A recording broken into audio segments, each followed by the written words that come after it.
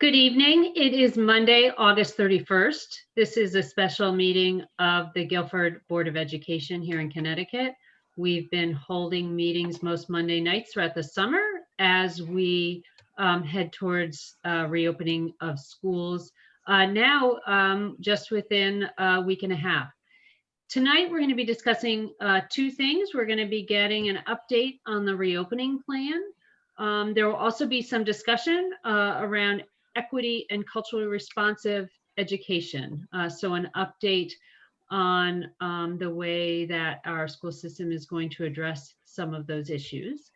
A reminder to the public that the Board of Education and Dr. Freeman continue to be open and responsive to questions, concerns, comments. Please feel free to reach out to us via email. You will find Board of Ed emails on the Guilford Public Schools website. And I'm just going to turn it right over to Dr. Freeman. Dr. Freeman, go ahead. Thank you, Dr. Balistraci. So this update brings us to a new phase as we talk about reopening, because reopening is beginning to become very close and very real as we update you here tonight. First, the cohort assignments for students across the school district were released this past Friday. I know that that was later than some other districts had released their cohort information, but I again feel that we did this in the proper way. When we opened it up to the community to ask if there were family needs or if there were individual specialized requests that impacted things like student work schedules or family schedules, we received nearly 400 responses to that call for information. And our principals, who every summer do a wonderful job in scheduling, took on the additional complication of scheduling cross schools so that we were juggling siblings. Approximately 2/3 of our students in this system have siblings who attend other schools. And so it was a very complicated process. I very much appreciate the time that the principals put into this work, but I believe putting that time in upfront, delaying the release, gives us a better product. And I know that families received that information, and I don't believe that we've had very many requests for changes because of the thought that went into the work upfront. That information begins preparing our students for their return to school on September 10th. This is the last full week of summer that our students will experience before we begin to return students to school next Thursday, September 10th. And most significantly, today, staff members began returning to our schools. So we began a process of professional learning today that will take us across the next 7 days. And I do want to just share a document with the board and the community. As teachers began returning to school today, we began engaging in what is going to be a week-long, actually 7 full days, 7 adult days of diving into significant learning and planning work that needs to take place in this most unusual reopening. Across these next 7 days, we will have teachers, staff members, paraprofessionals, nurses, who are all engaging in first the important process. I don't want to shortchange the process of welcoming folks back into our schools. At the end of a normal summer, we have teachers who are returning to schools after a 2-month hiatus. Today, many of our teachers set foot in their classrooms for the first day after 6 months of being away from those locations. The return and the welcome back to school was an important component of that.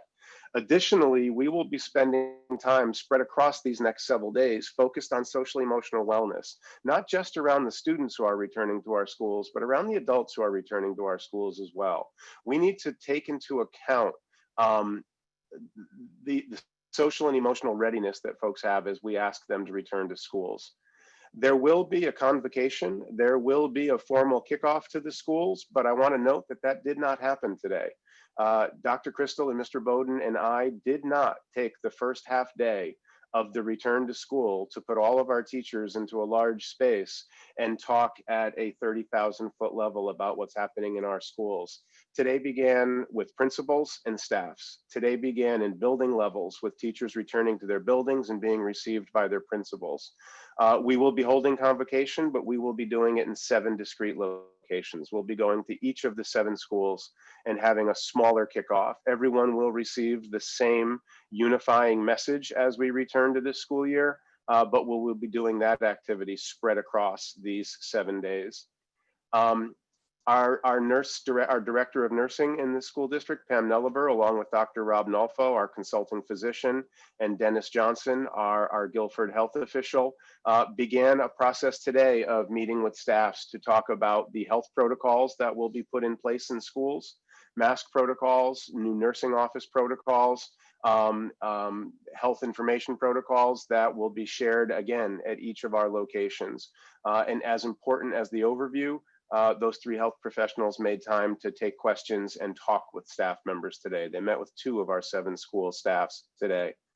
Additionally, every staff in the district will be spending half a day talking about trauma-informed instruction with David Melnick. David is an expert in this area. He comes to us from Vermont. David met today for half a day with the staff from the high school and Adams Middle School. He'll be meeting again on Wednesday with staff members from the elementary schools and from Baldwin. And he's talking about the stress and the anxiety that will be coming back into our schools with students as they return to us from what for many has been a traumatic experience.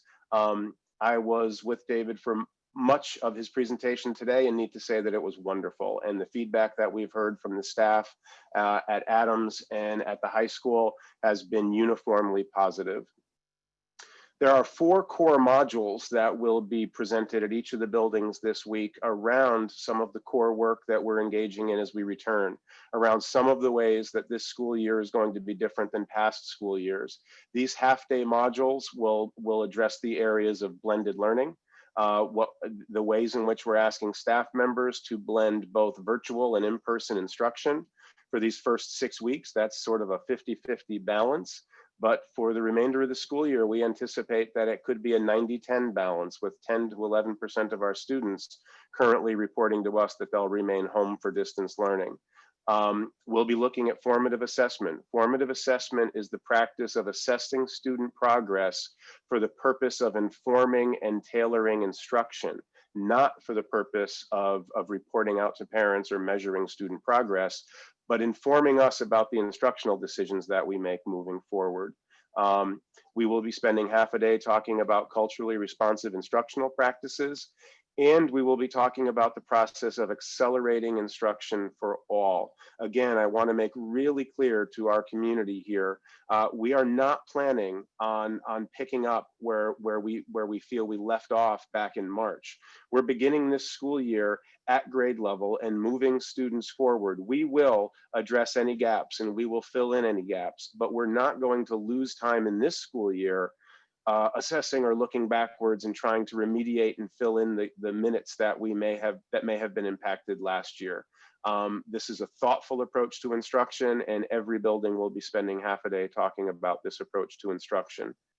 Diane Stover, our technology integration specialist, will be spending a half day in every one of our 7 schools, helping teachers with the nuts and bolts of technology. All of those 4 modules, particularly blended learning and acceleration and assessment, rely on our technology platform.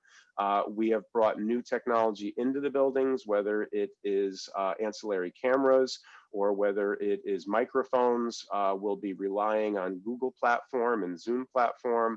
And so every teacher needs time to talk about the nuts and bolts, the how behind all of those. And Diane will be traveling the district providing that support. At the high school only, tomorrow, Tony Ferriello will be spending time with us talking about the ways in which we can identify students who identify as transgender. At the elementary school, we will be focusing on reading foundations in grades K through 2, our approach to phonetic instruction.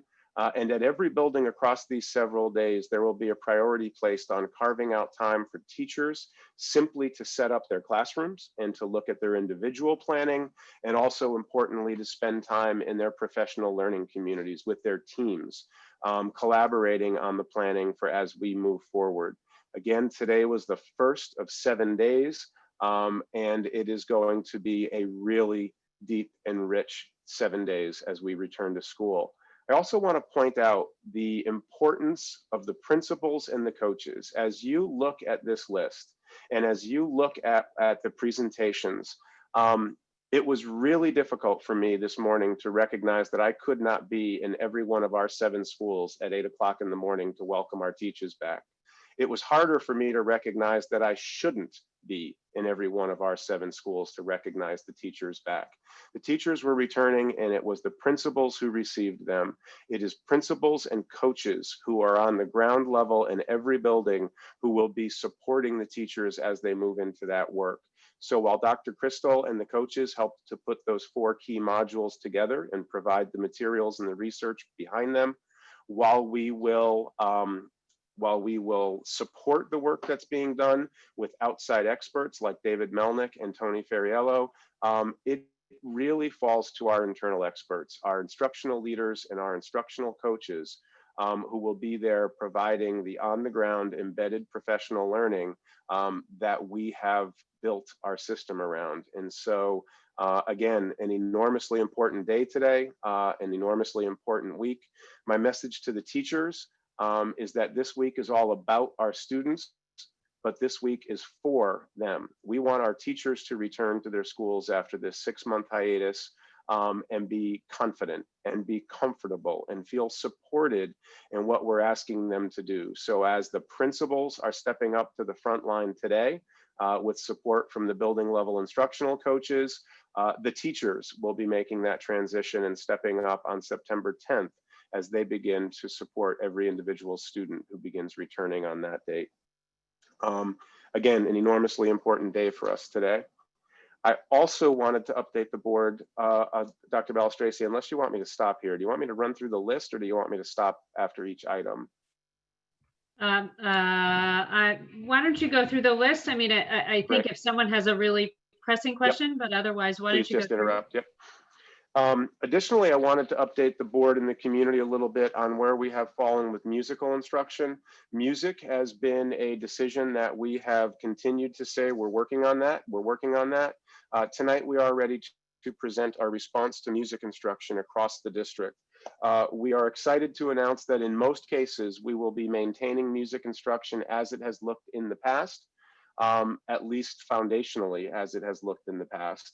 The most significant changes to both the music and the theater programs will be at this point the elimination of any evening performance activities. We are not planning at this time to host any evening concert events or theatrical events or performance events. That is perhaps the single biggest impact. And our students, while they learn an enormous amount from performing in front of a real audience, it's the most authentic experience that we can provide.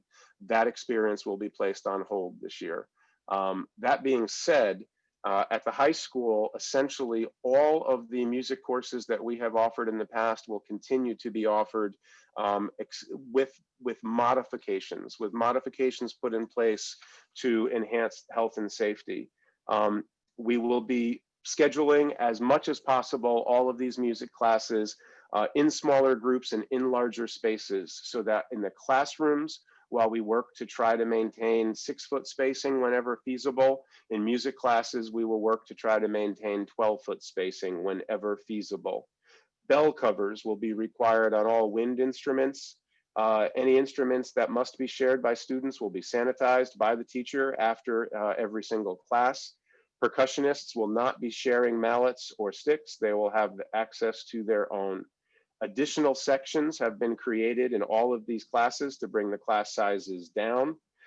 Specially designed singing masks have been procured so that when singing happens in the larger spaces and in the smaller groups, they will still be masked, although it is a specialty mask. And students will not be sharing music. In theater arts, in the theater program, one class has been eliminated from the catalog. We will not be offering the theater experience, which is a 1-year course offering, but all other theater classes will continue. We will be exploring alternate opportunities, things like radio plays, or film rather than stage productions as options. And smaller groups will be meeting, particularly around the technical theater, including a new software that will allow students to engage in virtual theater design, as we may not have the opportunities to create real sets in both the fall and the spring, as we have focused on in the past. At the middle grades, at Adams in both grades 7 and 8, and at Baldwin in grade 6, again, we will be continuing with the performing classes in music, but we will be scheduling them in smaller groups with greater spacing.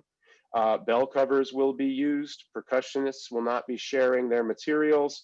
Singers will wear specially designed singing masks, and students will not be sharing music, just as at the high school. In the performing groups, there will be a shift in emphasis. And while the emphasis used to be almost completely on performance, part of the time this year, particularly when we cannot get students into the larger spaces, will be focused on both creating and responding to music as well as performing music, which will be a slight shift in focus. Students who are not participating in a music ensemble at Adams will have the opportunity to engage in a general music experience, which again is more of a music appreciation experience rather than a performance experience. Another significant change is that this year we will not be beginning the performing groups in grade 5 at Baldwin. Generally, grade 5 is where we first shift to the ensemble performing groups in both vocal and instrumentation. This year, we're not going to be doing that. So while I've just highlighted the way that we will continue to provide performing opportunities for all students currently enrolled, this year we felt that it made sense not to initiate new performing groups. 5th grade students in Baldwin will continue to have an opportunity to engage in a general music experience, and we will begin the performing group opportunities for them in the 6th grade as they roll up. At the elementary level, again, where we provide what is generally a general music experience at the elementary level, again, there will be a shift in focus. Students will be performing less, but they will be creating and responding to music more. We will be reducing singing. We will not be doing singing in those classes unless we can move the class to an appropriately large or outdoor space. So very much a reduction in that area. We will be eliminating the recorder, which is the only wind instrument that we use at the elementary level, but we will be increasing opportunities for other instruments like percussion or even possibly the ukuleles. And again, there'll be sort of a decrease in the focus on the singing as a portion of that. Essentially, what we're doing is we are shifting our focus from the large ensemble focus that we have had in the past to a focus on smaller, more chamber opportunities. Students will continue to be able to develop their skill set. They'll be able to continue working on their vocal or on their instrument, but we won't be coming together in the large ensemble performances or rehearsals that were so much a part of the program in the past. I want to say that I very much appreciate Mr. Kevin Buno. Kevin returned to the Guilford High School this year after spending a year as a K-12 music administrator in one of our Fairfield districts. Kevin has been very helpful in coordinating this work K-12 here in the district and coordinating across other districts. For districts that have not flat out eliminated musical opportunities in their schools in response to the pandemic, this is very much the approach that we're seeing in the other districts against whom we model or measure ourselves at times. We're excited about the fact that we were able to maintain the integrity of the music program moving forward. I also want to. I'm so sorry. I'm wondering, given the vast amount of information you just shared, I might change my tune and actually take a pause after each kind of separate topic to give board members a chance to ask questions. So given your deep explanation of the music approach at each of the school levels, I want to open this up to questions so that people don't kind of lose their train of thought and that our audience can also hear questions in real time. Do any board members have questions or comments about the approach to music that was just described? Go ahead, Moira.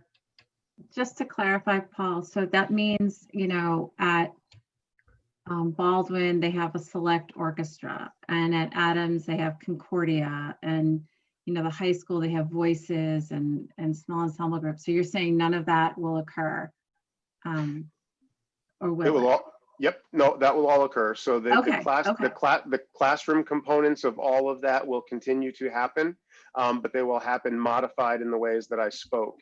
The big difference is that while voices will continue to be a group that meets at the high school, they may meet in smaller components. They may meet as a whole less frequently.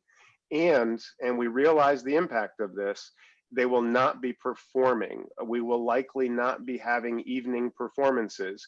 Now, that's the position at this moment in time. We will continue to monitor that. If we have the opportunity to safely build that in at a mid-year or before an end of the year timeframe, we certainly will. But right now, the recommendations that we're getting from SDE around this topic are not that we move forward and do that evening component. So again, if you are if you're a high school student, an underclassman, you'll continue to have the opportunity to develop your vocal skills. You'll be continuing to study your vocal pursuits. And then we hope that next year we'll have all of these students back on a stage again, able to perform for our community and show what they have learned and what they've mastered. And you learn from being on stage in a performance. That's the biggest compromise. We're not eliminating course offerings. We're not eliminating vocal course offerings or opportunities, but they won't be coming together in those large groups, and they won't be performing in public. Okay, only because these groups typically meet either before or after school. So yeah, I apologize. I'm not exactly sure. Yes, so some of those meetings may end up needing to be virtual. We may not be bringing right. Many of the clubs will be happening in a virtual setting. So at the middle level, I believe that the choral was a class, and then the groups came together almost as a club outside of the school day. That may look a little bit different, but the choral work in school, the classes will continue. Mm-hmm. Okay. I appreciate the clarification. I think that I lumped those two together. John, go ahead. So Paul, with the biggest impact coming to the fifth graders, what does their music experience look like? It will be a general music, which is the easiest way to consider that, is that it will be a continuation of what music looked like at the elementary level. They'll continue to have a class where they will be able to learn about music, learn about creating music, learn about music appreciation and responding to music.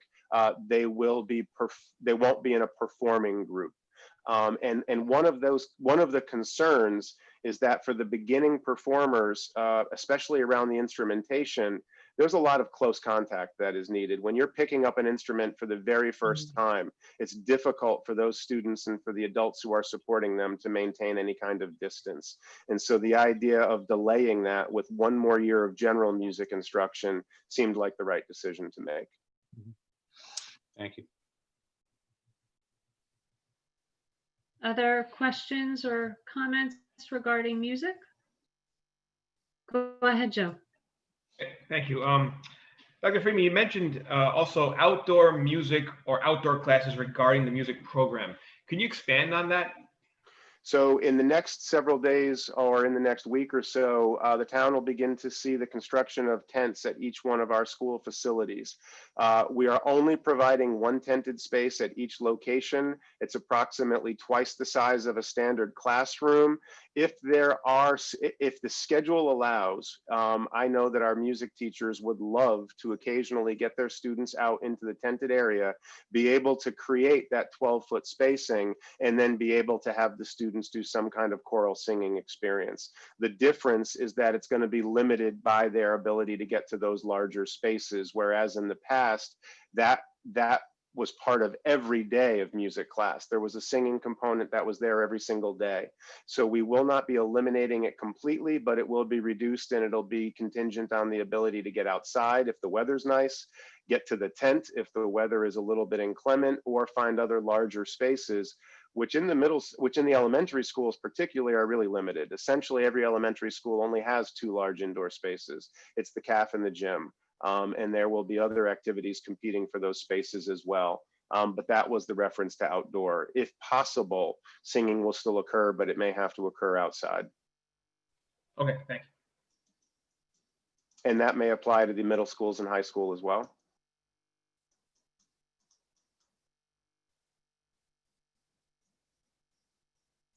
We also touched on the cohort information and PD, the professional learning week that we launched today before I took a breath and made time for questions. I'm happy to answer any questions on those topics as well.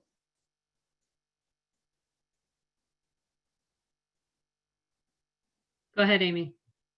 I had a couple of people ask me, and you may not even have the, specific answer because it's to the high school, but I had a couple of people ask me about the homeroom assignments at the high school because there's a bunch of letters that aren't actual known spaces in the high school. Is that related to lunch or where kids are going to lunch, or is that something we're still working on?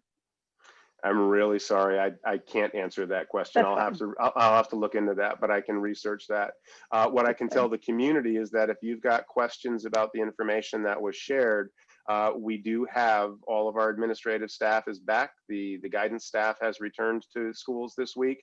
Now they'll be in professional learning during the daytime, but we are back and we can begin responding to questions. So you can certainly reach out to your school counselor or school administrator.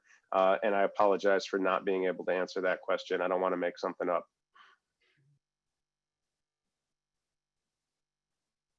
Other questions?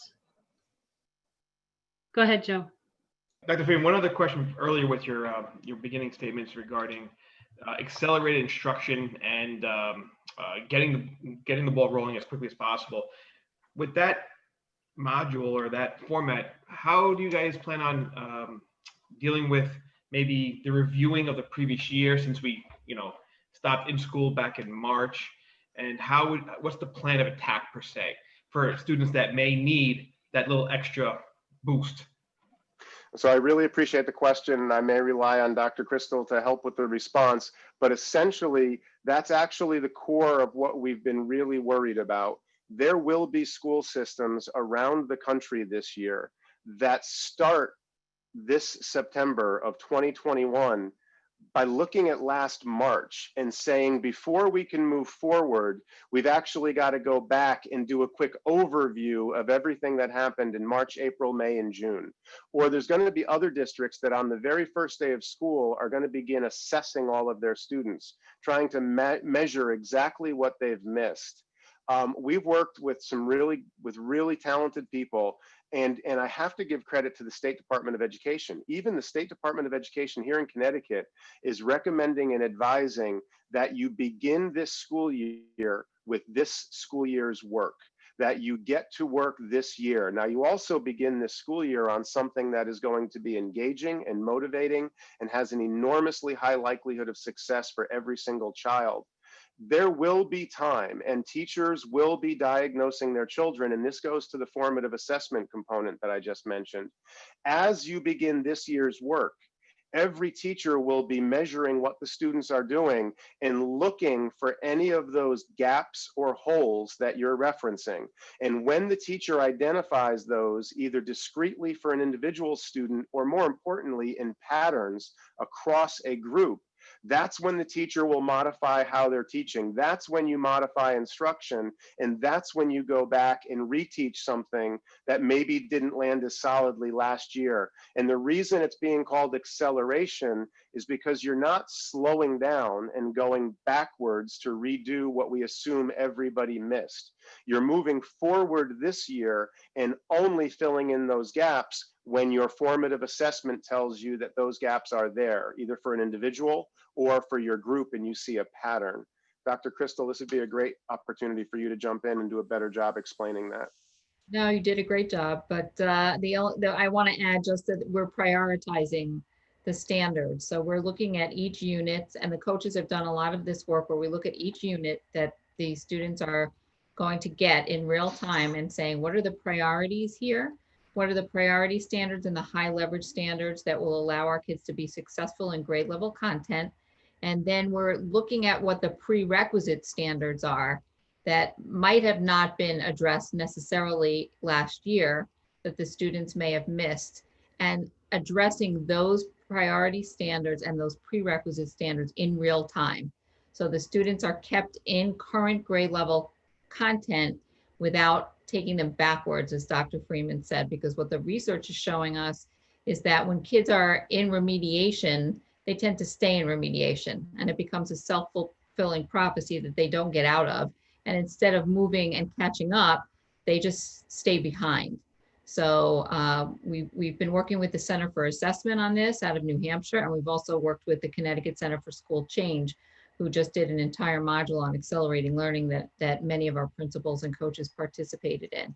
So the philosophy is really about prioritizing the current content and then doing that formative assessment process to fill in the prerequisite skills just in time as the students are learning the current content.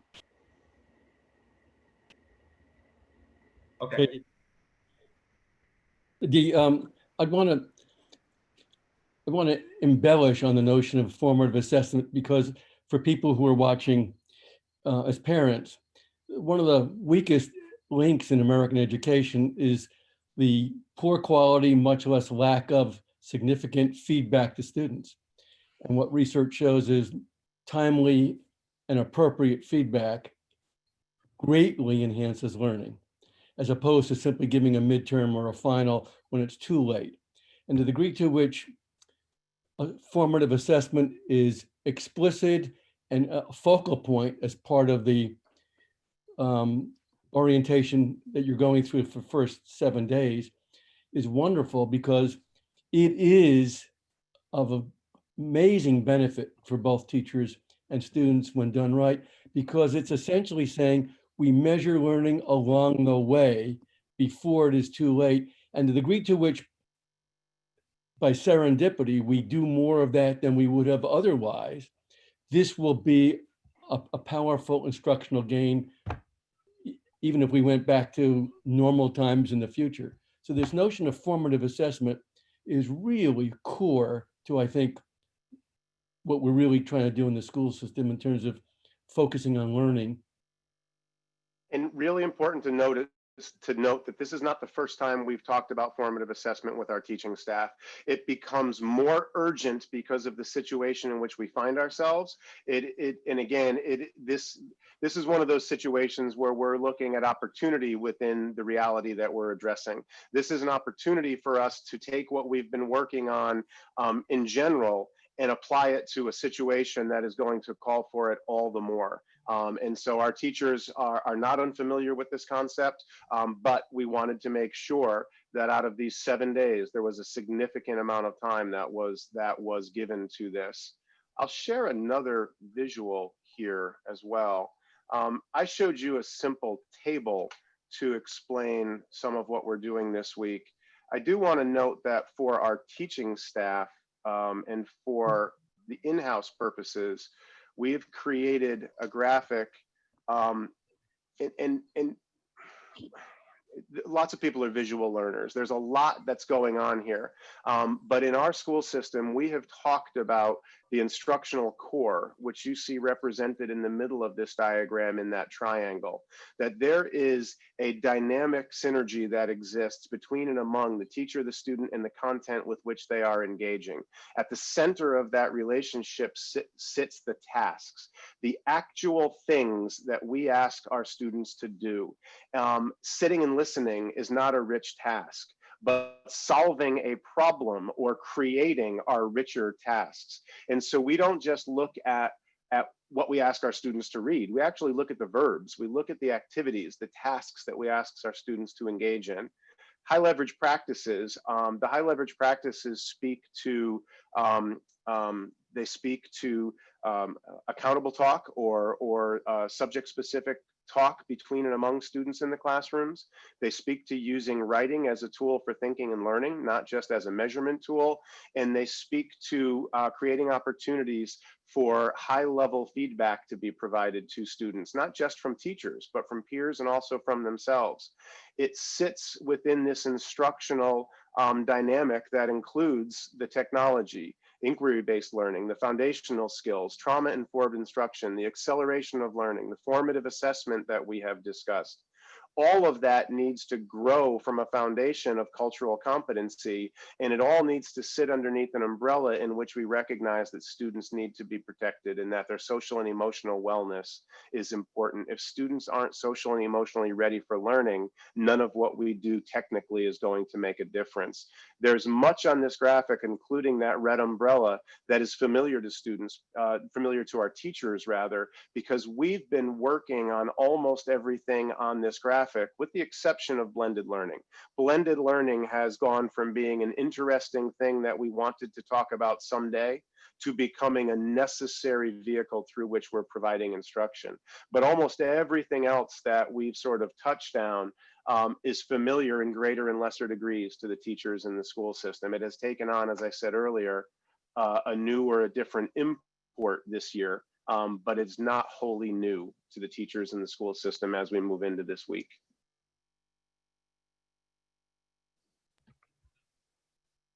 Other thoughts or comments? I did also, yeah, I also wanted to note, Dr. Balistraci, and this is moving through my list a little bit more, as we begin to come closer to the reopening and as the reality of opening becomes more real, parents are beginning to gain access to real components of this plan. They're seeing their students' cohort for the first time. At different levels, student schedules will be coming out, and individual students or parents have been contacted by administrators or guidance when something that we've offered in the past can't be offered in this new environment. So as I talked about, you know, the significant loss to the music program of those evening performances, those aren't just celebrations, those are learning opportunities as well. And those will be curtailed this year. I have mentioned to this board and to this community over the last several weeks at a very high level that we'll be making some tough decisions. The catalog of courses at the high school will be reduced. Some of the exciting electives that we offered in the past aren't being offered this year. We have reduced some of the seats in AP courses in order to make sure that we're lowering class sizes across our whole calendar. Some other opportunities, like the Educational Center for the Arts that our students have participated in for more than a decade, we're only offering a virtual or electronic participation this year. So as some of those compromises in the face of health and safety begin to become real, I recognize that the enthusiasm around our plan wanes for individuals. And we're going through that period of time now where some of that information is becoming real. And where individuals are hearing that, well, I didn't know that it meant I wasn't going to be able to be on stage next year, or I didn't know it meant that I won't be able to take this class that I had waited 2 years to take. All I can say in that case is that we know. We know that we are making decisions that impact students, that impact the quality of their experience. We had winter athletes last year who didn't get to participate in championship games, and we had spring athletes who didn't see their athletic season at all. We're having other impacts that are occurring at all levels throughout our system this year. And again, I want to remind the community, we're making these difficult decisions as we prioritize health and safety. We completely believe that these are going to be necessary and temporary changes to our program until we have the opportunity to begin rebuilding these opportunities safely, in a healthy way, and hopefully better and stronger than before. But this year will have compromises, and this year will include disappointments. And I know that when I meet with you and I speak to the community, I am often I'm highlighting the hard work, and I'm highlighting how we have found a solution to move us forward. But those solutions involve compromises, and they will involve disappointments. And I wish we could find a way to work around those, but we just can't. And keeping distance from each other and eliminating social opportunities hurts us in our personal lives, and similar compromises will be made here at the school level. And I just want the community to know that we know, and we mourn those losses as much as anybody. But we are focusing on a day when we will be able to rebuild all of those components into our program again. And when we hope that our students will have the opportunity to experience those opportunities here in Guilford. For some who are approaching their senior year again this year, I truly hope that they will have those opportunities as they enter their post-secondary schooling or careers. But there will be compromises and there will be sacrifices this year. And I wish that we could do otherwise, but we won't be able to do that in all cases.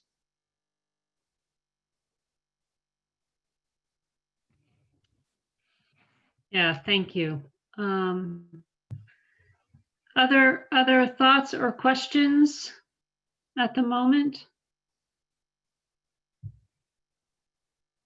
No. All right. I also wanted to give a really brief and very general staffing update. We continue to work on staffing. Right now, usually, it was probably not at this point, it's probably 2 or 3 weeks ago in most normal summers, I would have announced to the board that we are fully staffed up and that we are ready to go. I cannot make that announcement this year. We have added positions in many ancillary areas, in areas for health aides and lunch and recess monitors, substitutes, additional custodial positions. We are working to hire up in all of those areas. I'm not sure that any of those areas that I just rattled off are fully staffed at this time. And as those areas apply to teaching positions, so when we're talking about building subs, permanent or long-term subs, and daily subs, we know we're going to have increased need. We know that we will have staff members who may end up needing to quarantine because of a suspected exposure that happens either through work or in their lives outside of work. And when that happens, we're going to have an increased need for substitutes, either daily, short-term, or possibly even longer term. And right now, we're continuing to hire. I had an interview today to hire into one of those positions. Mr. Bowden continues to work on filling those positions. Mr. Masenti, who we have held on to for transition at the high school, has picked up a large degree of that hiring so that the principals can focus on the teachers who are walking into their buildings today.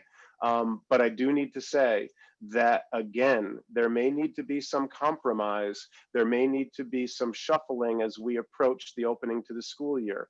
There could be as significant alterations to our schedule as suggesting at the elementary level, for instance, if we end up short classroom positions and unable to fill them for the first day of school, we have contingency plans in place where we may need to delay the offering of PE or music or opening a media center so that a certified teacher from one of those positions can fill a classroom position while we continue to find the right person to land in that position to move us forward. We are hopeful that none of that is necessary, but again, as the first day comes closer, I just wanted to update the board and the community that we're continuing to work as fast as we can. There are shortages in the areas that I've mentioned across the state of Connecticut right now. And we're working to fill those positions appropriately everywhere. But again, we may need to ask for some patience and flexibility as we get on our feet and as we reopen the school this year.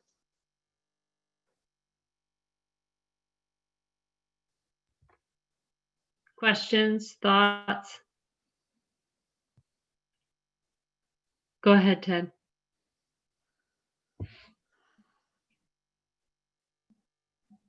Ted, you're on mute.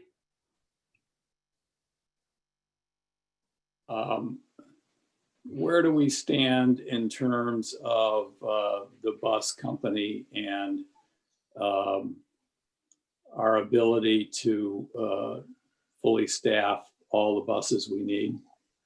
I'll ask Jason to correct me if I misspeak, but I believe that we are fully staffed up for drivers and we're still working on bus monitors. And they were optimistic about having us in a good position for monitors as well. We did well in holding our drivers through this last school year. We did not lose a significant portion of our drivers. Jason, is that accurate? You know, that our last communication, I believe about a week and a half ago, that was what the bus company conveyed to us at this point, and they were fairly optimistic about the monitors on the buses for the start of the year. So I think we're now in pretty good shape. I can double check tomorrow with them to see, for a status update, but I think we're good. Excellent. Go ahead, Amy.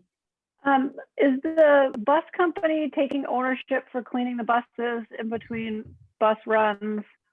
how is that working? Yes, they're owning the sanitizing in between bus runs, and they are owning the monitor positions as well. We are providing masks, hand sanitizer to them for the students to have access to during the runs, but they're owning the rest of it. Go ahead, Moira. Well, regarding that, how is the bus company going to be communicating to us in case there's a driver, that's been exposed, or, I know we have a protocol within the district for, if we identify a case within a classroom, a teacher or student, but how are we dealing with, how is the bus company going to be required to report to the district? We're working with the company and with Dennis Johnson. It would follow the same protocol as if any adult in one of our buildings was positive, in the same way and to the same degree that information would be shared around any adult in the building. The information around any driver would be handled similarly. So obviously there's HIPAA protections that go along with it, but people who do need to know would be informed that an individual, it wouldn't be specific to, the driver, but it would be that somebody was, students who rode this bus may have been exposed to, is sort of the language construction that would be used. But Dennis Johnson, our health officer in Guilford, would be involved every step of the way, just as he would with any other adult in our system. And if I can just, just say that in my conversations with Dennis, Maura, if someone tests positive in the community, that the state does notify him, the local health official, of the positive test, and he will begin the contact tracing. So in the event that someone didn't self-disclose, it eventually would get to us through the means of the local health official, and then we begin that process. John, it looked like you had a question. I did, yeah. Since we're on the topic of transportation, has there been much more thought given to pick up and drop off in terms of what that's going to look like? Are there dedicated times when certain families should arrive and pick up, or is it, what are we looking at in terms of most efficient way of getting this done? I know it's going to be quite a process. Right, so that is being communicated out by each individual building. So in some of the larger schools, yes, they're looking at using different doors, different locations. The high school, for instance, is separating the parent drop-off from the bus arrival, which we've never done in the past. But that may look slightly different at every building. I believe at the elementary level, as we're moving into the hybrid specifically, with only half of the population coming in on any single day, we've met multiple times with local PD. We will have additional support available to us, but I don't think that we're staggering the parental drop off in those smaller locations. We're just asking people to be a little patient and recognize the line is going to be longer. We're clearly going to have more parents driving, but we're also only opening to half the population on any given day. So it may not be marketably different or recognizably different when you balance those two different factors. That will be different on October 19th. And so we'll be using these first 6 weeks for principals to watch what's happening. We'll be getting advice from the local police department, and those modifications may happen, but they may not happen until we open to the full community and we know that we have that greater impact in mid-October.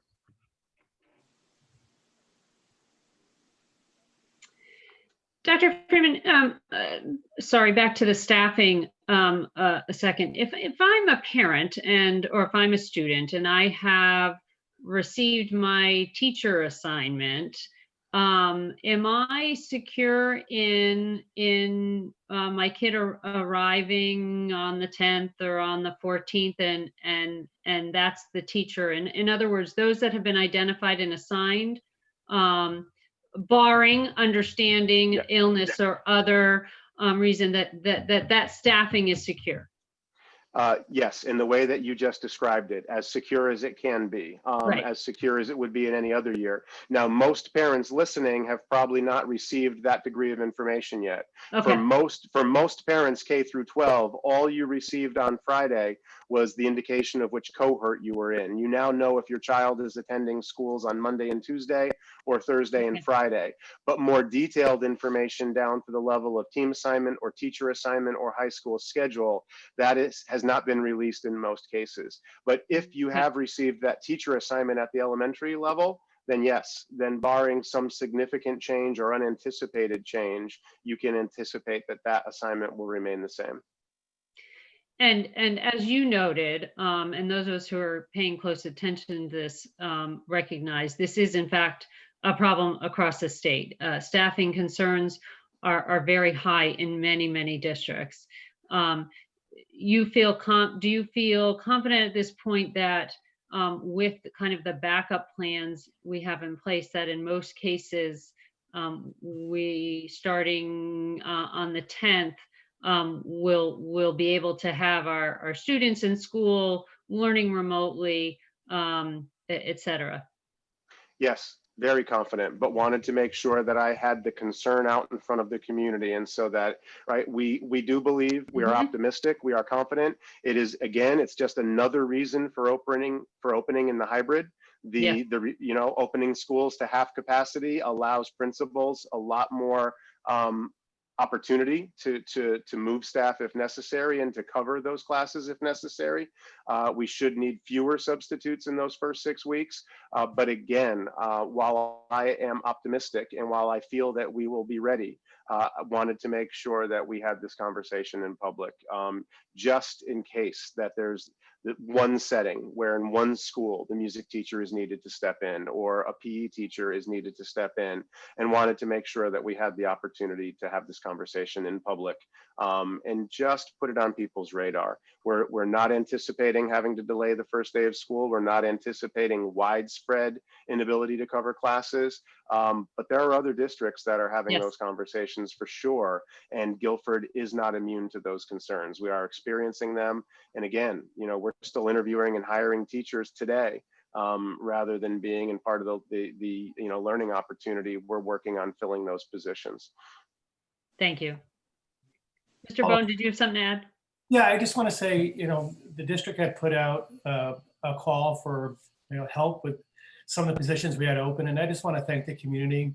They really answered the call. A lot of people stepped forward and started filling those slots, and I'm just deeply appreciative, of the fact that when we put something out, we had a pretty strong sense of amount of people coming out to apply for these positions, and I'm just very grateful for that and wanted to say thank you. And there continue to be opportunities. If there are people watching who are interested in part-time work, we've got work around recess monitors and lunch monitors that we're still looking to fill. If there are recent college graduates who have an interest in teaching and have not landed themselves a job for this coming September, we've got room for daily subs as well as possibly long-term subs. There are still opportunities here in the Guilford Public Schools for people who are looking for either part-time or full-time employment, and I would be happy to see those opportunities going to Guilford residents. So if you're watching tonight or know somebody who could benefit from those opportunities, we're not just the educational arm of the Guilford community. We're also one of the biggest employers in the Guilford community, and we would be happy. We continue to have opportunities. We'd be happy to talk with any community members who are looking for those employment opportunities.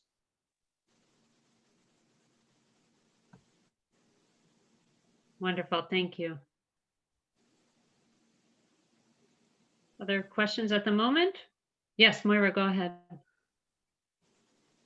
Well, to kind of build on that, our aim is that mid-October will, if all, is well in terms of the case numbers and all of that we would go back full time, but could staffing impact that decision as well? If we're still not at a comfortable place in terms of having, staffing for a full 5-day offering every week?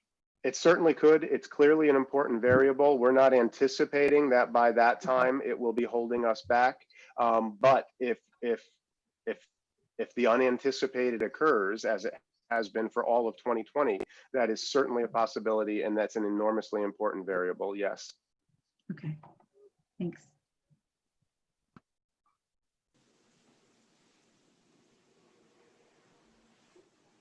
All right. Paul, do you have other topics?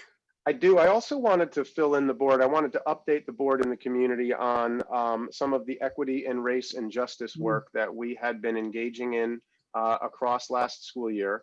that became very important in the community conversation around June of this year really sort of came to a head around the conversation around the high school mascot, which this board discontinued on June 29th, but didn't solely begin and end with the conversation around the mascot.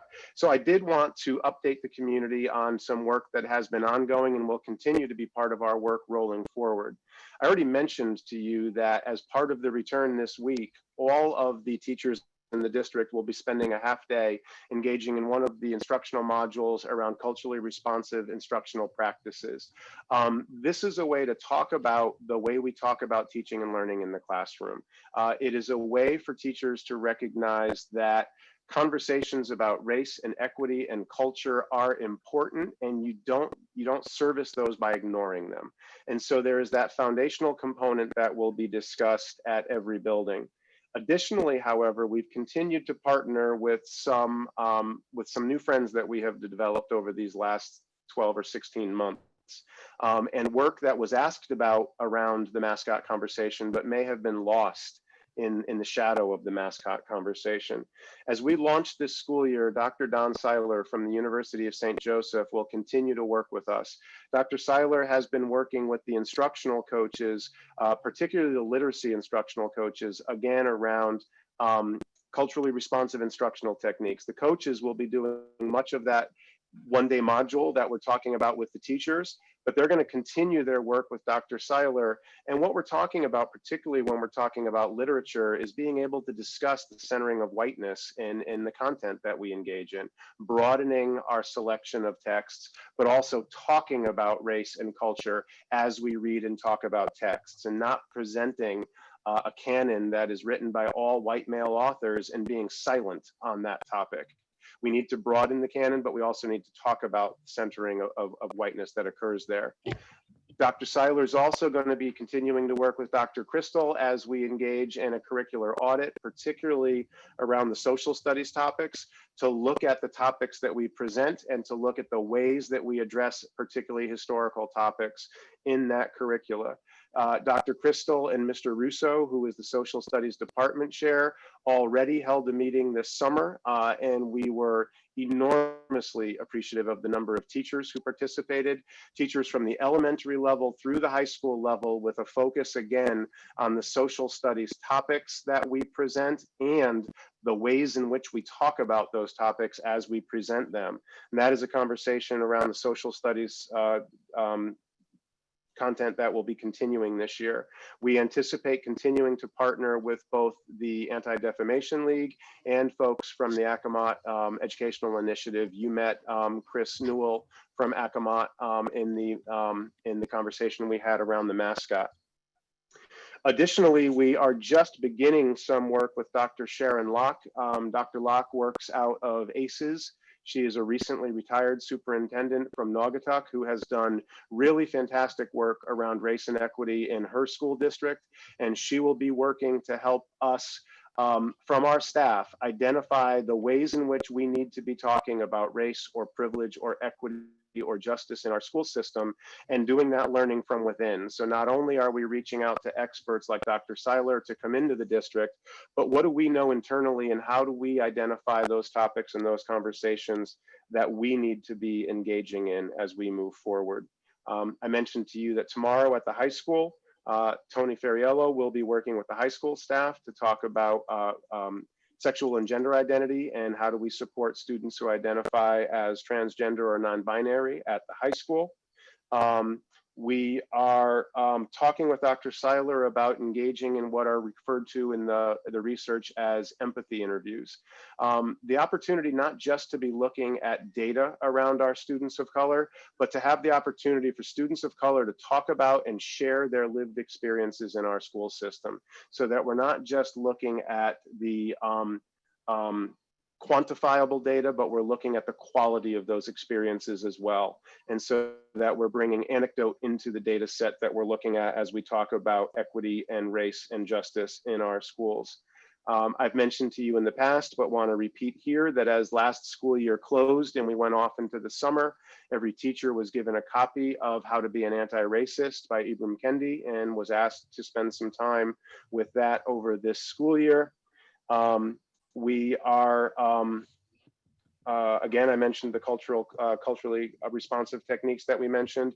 And during the budget cycle this year, I will be wanting to have conversation with the Board of Education about the possibility of moving forward with an ombudsperson position in the school district, a position that would be an individual who's knowledgeable about education, knowledgeable about systems, and makes themselves available to any member of this school community who feels that they've been treated unfairly or inequitably because of the way in which they identify or because of a group with which they affiliate, whether that is racial, gender, religious, but that is something that we've been toying around with, and it is a presentation that I'm going to want to make to this board as we go through the early budget cycles.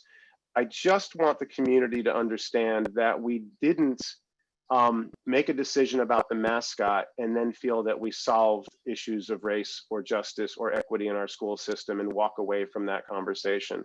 I also wanted the community to recognize that while the pandemic and the reopening work has been an incredibly complicated and heavy lift, we haven't put a pin in those other important conversations and told ourselves that those need to wait until the pandemic is behind us.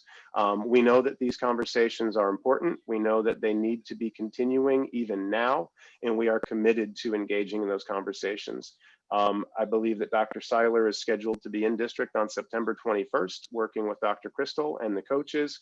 This isn't work that we are planning for some point in the future. This is work that has started, that is in process, that is scheduled, and that we're rolling up our sleeves and engaging in as we speak here tonight. So again, I feel like we haven't talked about that since June 29th. We made a decision about the mascot and then we started focusing on reopening, but I wanted to make sure that we made some time tonight to update you, the board, and the community, the larger community, about the work that continues around those important topics as well. Wonderful, thank you. Other board members who want to say something on that topic or ask a question or follow up? Dr. Freeman, will we, I'm hoping obviously as these conversations happen, as this input and engagement is provided, whether it's at this meeting or even better at one of our curriculum instruction assessment meetings, we could really have a deep dive into some of what is being considered and looked at as we move forward. I know I would be really interested in understanding some of the detail as this is broached as an instructional commitment. Absolutely. And as Dr. Seiler begins to pull some information together, I think there's a real opportunity to have us join us. I think you're right, at either a workshop or a CIA committee meeting, but especially if he's coming off the back end of some empathy interviews, or he's got information that he's gathered around a curricular audit, that he have an opportunity to be able to share that, not just with us in the system, but with the board and therefore with the community as well. So absolutely, we'll be making sure that there are opportunities for this work to be shared and highlighted at the board and community level as we move forward. Just didn't want you to think that we had, again, put a pin in that and walked away from it. And, you know, the other thing, and I imagine this is part of what you're thinking, but certainly tying it back to the mascot as well, specifically around, you know, culture and history and heritage of Native peoples, really thinking about ways. I think one of the things that I heard in the public forum was some people in Guilford of Native heritage who were a little bit concerned about Exactly right. About the lack of kind of presentation of that heritage, and certainly it would be wonderful if we find ways to really incorporate that into our instruction as well. And yes, and I've been having some really interesting conversations I know that Dr. Crystal has been having conversations with social studies teachers at the classroom level, and I have been having some really interesting conversations with community members about the ways in which we address historical topics in the school system. I think, I can't remember if it was Glenn Matoma or if it was Chris Newell in one of our conversations who pointed out that a local community's or a community's local history isn't your resume. It's not something that you burnish and brag about. It's actually a complicated family tree that involves, right, that requires you to look at it and talk about it and keep it alive and keep it vibrant, but also to be honest and open-minded enough to interrogate it and not, again, just burnish it and brag about it. And so we are really excited about continuing our relationship with Acamot. We worked last year with ADL. We had a number of social studies teachers who attended some of the opportunities that ADL offers for teachers. We need to continue. We have no intention of walking away from our local history here in Guilford because of the mascot change.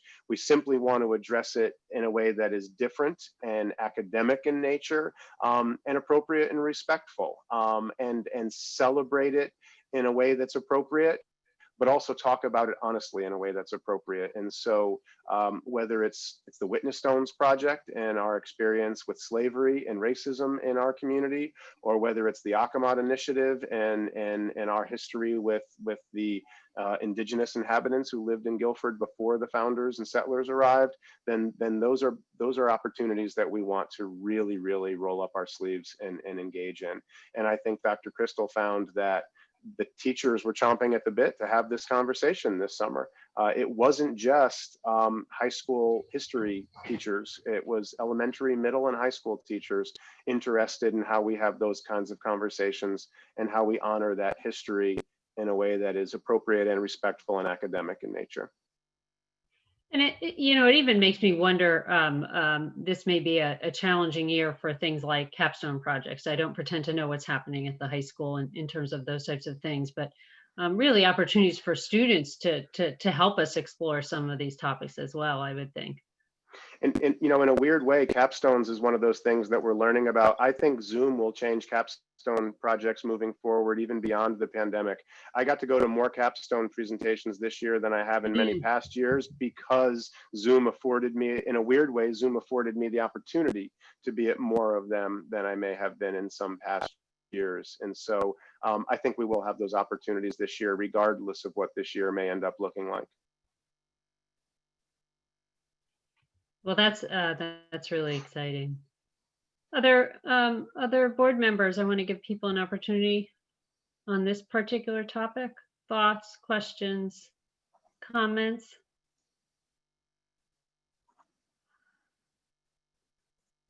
I'm scanning here. I think looks like people are all set. I know it was a lot of information. I really appreciate for the fire hose presentation again tonight, but just a lot of information that we wanted to share with you and get out to the community, and very much appreciate you making the time again tonight. I know that you've been in a lot of board meetings since June. No, this is, we actually really appreciate your time, Mr. Bone's time, Dr. Crystal's time. I mean, this is, I think we have continually wanted to know as this unfolded, how it unfolded, ask our questions and make sure that the community kind of heard this in real time as well. I think it's safe to assume we won't be meeting next Monday. Yes, thank you. So next Monday is Labor Day. So we will not be meeting. Our regularly scheduled Board of Education meeting will be Monday, September 14th. We are working towards in-person meetings. We are working on the IT pieces of those meetings just to make sure that we have remote access for board members who are unable at this time to be in person, and also making sure that we have the live stream capability so we can continue to provide the public with real-time information. But we are working on kind of nailing down all the specifics for that. Certainly, we continue, I will say this again, I said at the beginning of this meeting, continue as board members to be available to the public. All of our emails are on the Guilford Public Schools website. Please feel free to reach out. I imagine people will continue to have questions. We do have the administration continues to have the frequently asked questions, the FAQ document, on the Guilford Public Schools website, along with several other resources. So if you have a question, you may find that many other community members and parents have had that same question, and we've been able to provide an answer. Any other last thoughts? Go ahead. Dr. Balistraci, I could just say, if I could, I wanted to finish by saying how enormously grateful we are to the teachers and the enthusiasm and the focus that they came back with today. Again, for teachers to come back to classrooms they've not seen in 6 months and to come back wearing masks, and yet they came back today ready to work. And I couldn't close tonight's meeting without extending my appreciation to this leadership team, the principals today, what they pulled together to have those buildings ready for the teachers today. Now, we're not ready for the kids, right? The teachers are here and they're designing the orientation days, they're working on the instruction, but for the principals to step out in front of their staffs and be ready for them, to receive them emotionally today, and to start putting the work out in front of them that they put out today. I couldn't be prouder of a group of leaders, and I couldn't be happier to be part of a leadership team than the team that we have here. The 7 principals, Mr. Bowden, Dr. Crystal, Mr. Scanziano, the team that we have here has worked incredibly hard this summer, and I'm enormously fortunate to count myself a part of that team. I couldn't close today without thanking the leadership team for the work that they did to make today a reality. Well, then let me also just echo my thanks as well. No, it's an extraordinary, and we have been in the details of this for many weeks, and yet they are really the folks that are implementing this on behalf of the students in our district, and so certainly the Board of Ed would just like to underscore that thanks as well. Really extraordinary time. And extraordinary people to do it. I spoke to pretty much every principal this weekend, and more than half of those phone calls came from their offices and from their buildings as they were getting this place ready to go. Couldn't be more appreciative or more proud of the team that we have here today. Thank you. And again, our thanks as well. Really, really extraordinary. All right. Anything else before we adjourn this evening? All right. Thank you, everyone. Thank you to parents and community who have joined us. Thank you also again, Dr. Freeman, Mr. Bowden, Dr. Crystal, the district leadership team who has been joining us weekly throughout the summer. Really appreciate the opportunity to keep us as a board updated and the community updated as well. So I will right now entertain a motion to adjourn. Thank you, Dr. Best. Second. Thank you, Mrs. Sullivan. All in favor? Aye. I see lots of hands raised. All right, everybody have a wonderful evening. Best wishes for a safe and hopefully sunny and pleasant Labor Day weekend, and our continued thoughts and support to our staff, our administrators, and our teachers as they prepare for next week. Thank you so much. Good night. Thanks, everyone. Good night.